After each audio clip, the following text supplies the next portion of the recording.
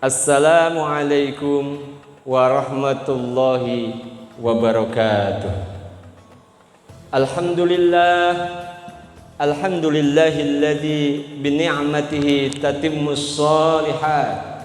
Wassalatu wassalamu ala sayyidis salat wa ala alihi ahlil fadaili wal karamat. Ashhadu an la ilaha illallah wahdahu la syarika lah. Iyyahu na'budu wa iyyahu nasta'in. Wa asyhadu anna Muhammadan abduhu wa rasuluhu la nabiyya ba'dah. Allahumma salli wa sallim wa barik ala sayyidina Muhammad wa ala alihi wa sahbihi ajma'in. Amma ba'du. Hadirin kaum muslimin wal muslimat rahimakumullah. Bulan Ramadan adalah bulan yang penuh dengan keberkahan untuk kita semua. Atmosfernya mampu mendatangkan kebahagiaan yang tidak dapat kita rasakan di hari-hari lain selain bulan Ramadan. Kebahagiaan di bulan ini adalah berkah buat kita semua. Mudah-mudahan kita dan seluruh umat Islam yang berada di antero penjuru dunia mendapatkan keberkahan dari bulan ini, dan mudah-mudahan Allah angkat wabah COVID-19 ini dari dunia sehingga kita diselamatkan oleh Allah Subhanahu wa taala. Amin ya rabbal alamin. Kaum muslimin wal muslimat rahimakumullah. Tujuan hidup manusia di dalam Islam ada dua. Yang pertama, tujuan orientasi jangka pendek yang disebut fid dunya hasanah, dan yang kedua, tujuan jangka panjang yang disebut orientasi jangka panjang, yang dalam bahasa Al-Quran disebut wa fil akhirati hasanah. Untuk mencapai dua tujuan ini, maka kita perlukan yang namanya alat.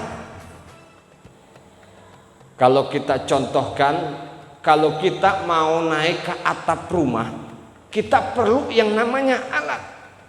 Apa alatnya? Tangga. Sama dengan tadi. Kalau kita pengen bahagia, fid dunya hasanah wa fil akhirati hasanah, kita perlu yang namanya alat. Ini alat, ingat. Yang namanya alat diperalat, bukan dijadikan sebagai tujuan. Kalau alat dijadikan sebagai tujuan, maka akan hilang tujuan kita yang sebenarnya. Apa alatnya untuk mencapai fid dunya hasanah wa fil akhirati hasanah? Ada dua dalam Islam Allah gambarkan. Yang pertama, alatnya yang disebut amwal. Apa itu amwal? Kekayaan yang datang dari luar diri kita. Apa contohnya? Harta kita, kendaraan, rumah, perusahaan, tanah, dan lain sebagainya. Lalu yang kedua yang disebut dengan anfus, kekayaan yang datang dari dalam diri kita. Apa contohnya? Nama besar, kewenangan, jabatan, dan lain sebagainya. Ini sebagai alat untuk kita mencapai fid dunya hasanah wa fil akhirati hasanah. Oleh karena itu Islam mengatur dengan sedemikian indahnya, yang diatur dan ditata dalam istilah zakat, infak, dan sedekah. Apa itu zakat, infak, dan sedekah? Tiga nama ini selalu kita dengar dan memang hampir mempunyai kesamaan maknanya. Kalau secara definisi, zakat adalah tu'khadhu min agniyaihim wa turaddu ila fuqaraihim. Harta yang diambil dari harta orang-orang kaya kemudian diberikan kepada orang-orang fakir dan miskin.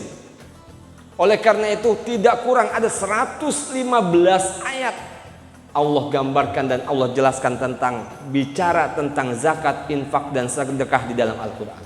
Salat hanya 65 ayat.